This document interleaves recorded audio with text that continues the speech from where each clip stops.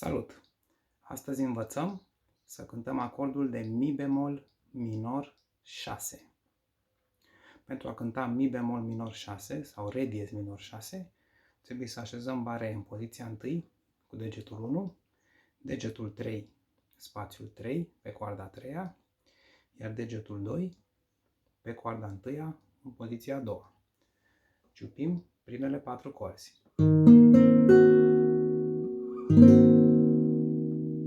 O altă variantă este să punem degetul 1 în poziția a 6, bare, degetul 3 în poziția a 8, pe coarda a 4, degetul 2 în poziția a 7, pe coarda a 2, iar degetul 4 în poziția a 8, pe coarda a 1.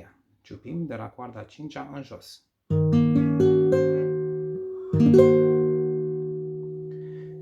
Trebuie să fim atenți că degetul 3 să nu atingă coarda a 3. Aceasta ar trebui să fie mută.